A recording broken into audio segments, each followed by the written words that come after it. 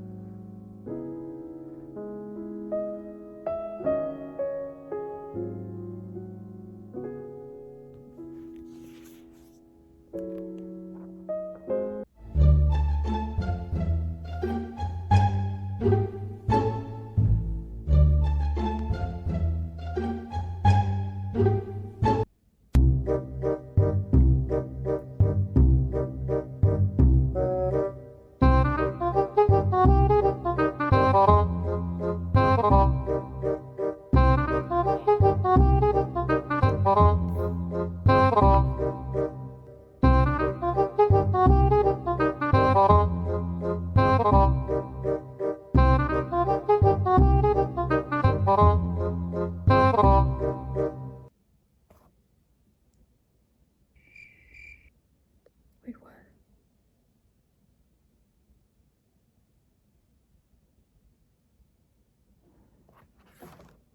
Did I skip a chapter?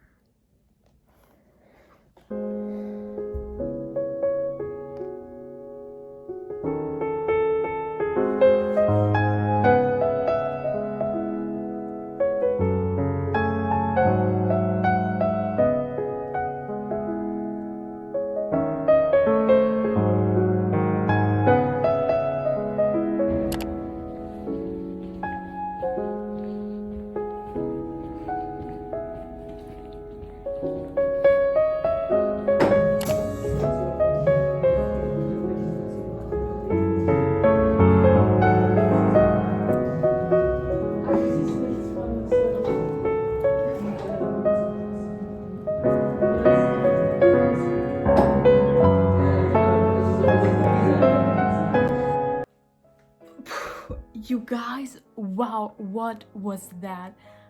By far, I honestly gotta say that that was the most beautiful library I've ever been to. I mean, I've been to a lot of really beautiful ones, but right now I cannot think of a single one that was more beautiful than that. Plus, believe it or not, I had the entire thing to myself.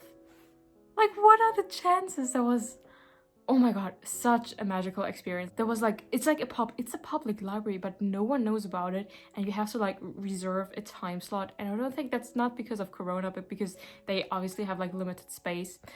So usually, of course, they have like more seats available, but due to Corona, they don't, blah, blah, blah.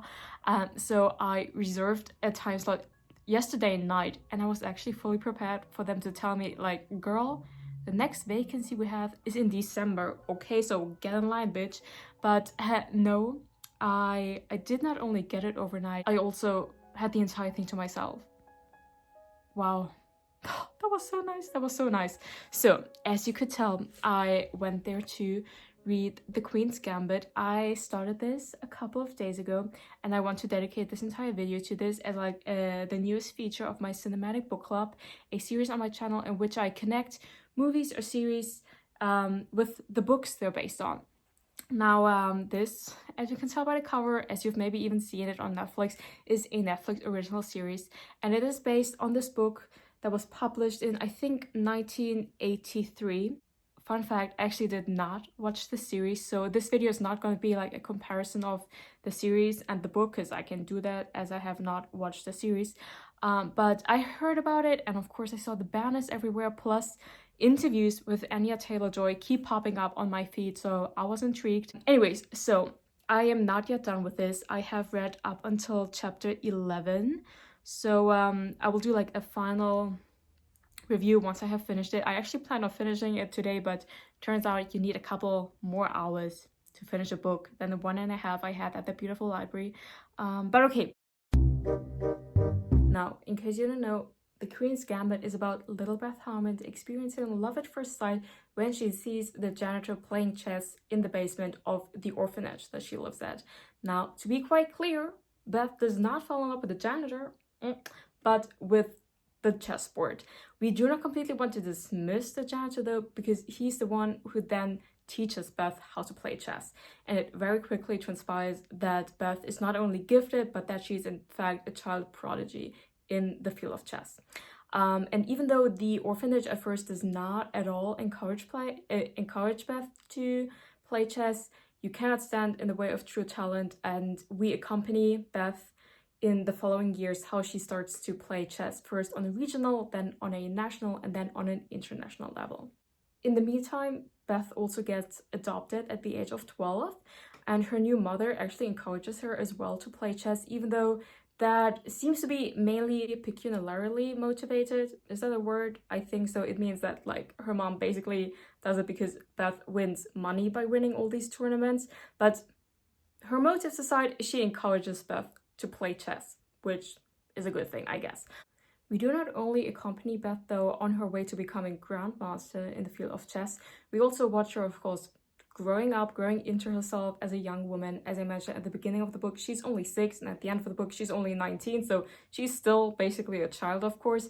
But she's growing up, she's taking care of herself from like a really young age on. As I mentioned, she was only 6 when she went into the orphanage, and from that time, basically, she was on her own, in the fact that she basically didn't have any friends. She had no family, of course, and then she does get adopted, but this is not really a spoiler, but like the woman that adopts her, she also ends up dying. So Beth is basically on her own as a person, but also kind of on her own in the field of chess, because she is so good, there's almost no one who can match her. She also has to teach herself everything. And yeah, it's basically Beth being on her own, having to handle everything herself. Another very dominant theme in this book is Beth's drug addiction, because in the orphanage that she grew up in, they fed the children tranquilizers on a daily basis. So Beth ends up becoming addicted to these pills at like 6 years old, and that carries on into her life. At a later point, she even picks up alcohol along the way as well and becomes an alcoholic basically at the tender age of 18. So her struggle with her drug addictions also plays a big part in this book. And chess seems to be the only thing that can kind of lure her away from the drugs. Like only when she's like super hyper focused on a game or like going through games at night, etc., she can fall asleep without the need of drugs, for example, or they can give her like the feeling of fulfillment, that warmth inside her body when she wins a game of chess or when she discovers like a new chess move or something. But at the same time, of course, when things are not going so hard in the field of chess, for example, when she ends up losing against someone at these tournaments, it doesn't happen very often, but it does happen. She then reaches out to drugs even harder than before. Plus, of course, you would have like a really easy time arguing that chess in itself is also just another drug that she becomes addicted to.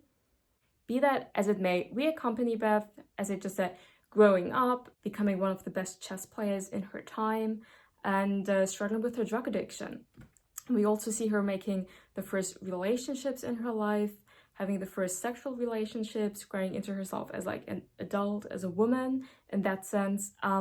Plus, what I thought was really good about this book is how it also addressed the sexism Beth has to face within the field of chess, because as Beth starts to win all these tournaments at a very young age, she does not only gain recognition within the field, but also she gets news coverage. People want to do interviews with her for paper magazines, but also for television, etc. But all of these interviews tend to focus on her being most often the only woman at all of these tournaments, which infuriates Beth, because she says that this shouldn't be about her being a woman at these chess tournaments. This should be about her being better than everyone else at chess.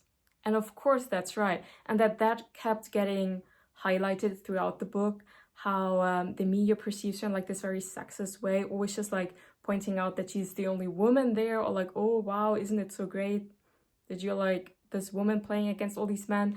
It's like completely beside the point. It should be about her being so incredibly gifted at chess, and not about her being the only girl, the only woman at these chess tournaments. So I really appreciated that the book picked up this particular aspect of the story. And overall, I really enjoyed it. Especially, I think it's important that I highlight that I enjoyed this out of the perspective of someone who does not know a single thing basically about chess. Because I'm going to be honest with you, 85% of the scenes that are being described in this book are chess scenes. Her playing other players at all these tournaments, or her learning new chess moves, reading in books about them, or like going through games in her head. And the individual moves are being described in like very great detail. And as someone who is not a child prodigy in chess herself, I cannot per se like understand everything that is being said in those scenes, or like appreciate the beauty of these moves, etc. But still, it was very interesting and also fun to read. And I imagine they also did a very good job visualizing all of that in the series, otherwise it wouldn't have been so popular. But because I actually did not watch the series, I wonder how they did that. I wonder how they, especially at times when Beth is playing a game against someone and she's like going through all the possibilities of like the moves she could make. So something that does not really happen, but is only happening inside her head. I wonder how they visualize that. I mean, we obviously have the means and like the digital age, right? Like CGI and everything, but I wonder how they did that. Now, only last but not least, if you enjoyed the book, the series, whatever, and you find yourself craving more ingenious chess content, I can recommend to you Stefan Zweig's Die Schachnovelle. If the title is translated literally, there would be Stefan Zweig's The Chess Novella. That might be the title. I'm going to put it up here somewhere. That had like, I had to think back to that book a lot of times while I was reading The Queen's Gambit, just because it had like this same like ingenious chess protagonist, and a lot of these detailed descriptions of chess plays that even as a layman, or laywoman rather, I found very interesting to read about. Now, that's basically everything I had to say about the book. Again, I can't really speak on the series as I have not watched it. I haven't even seen a trailer or something. Like, I really haven't seen anything of it. But yeah, I might look into it after having finished the book. I love the series that I'm doing here on my channel, like my cinematic book club, because if it weren't for like this video format, I highly doubt I would have ever picked this up, but I'm really glad I have. Like, I definitely ventured out of my comfort zone with this one, but I ended up really enjoying this. So I can definitely recommend you to pick this up as well, especially if you like the series, I guess. And thank you so much for watching. I'm going to see you in the next one. Bye!